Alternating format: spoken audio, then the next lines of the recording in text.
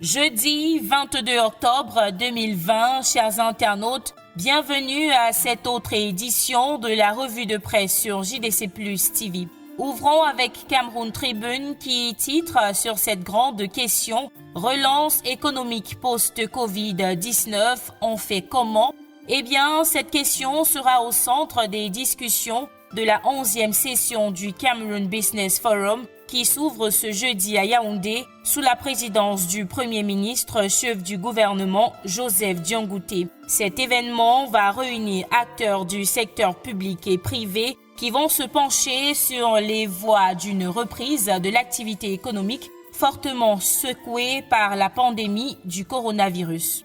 Autre actualité en une de Cameroun Tribune, les Lions à prime ont un nouveau sélectionneur, Martin Pilé-Ntungu. Le sélectionneur de 62 ans a été nommé à ce poste hier mercredi par le ministre des Sports et de l'Éducation physique en remplacement de Yves Clément Aroga. Martin Pilé sera assisté par Emmanuel Ndoumbe Bosso et David Pagou. Ils ont pour mission de bâtir une équipe compétitive à 3 mois du CHAN 2021 qu'abritera le Cameroun.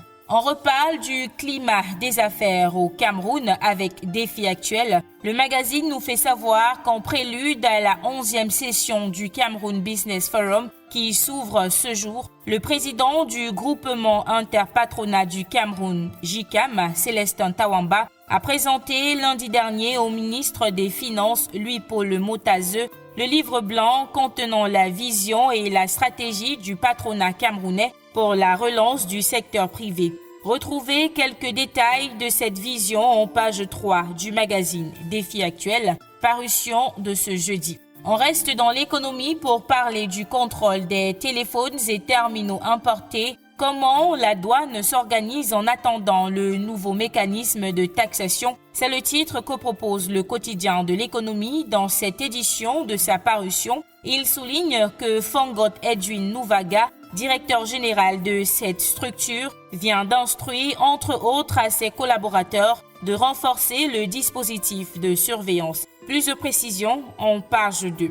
Parlons santé à présent avec le quotidien Mutation. Cancer de l'utérus, question colle, titre le journal, qui revient avec cette question qui fait actuellement débat. Faut-il vacciner les filles âgées de 9 ans contre cette tumeur? Il indique que le débat fait rage alors que le gouvernement camerounais vient de lancer une campagne de vaccination. Le quotidien analyse la situation en pages 12 à 13 de sa parution de ce jeudi.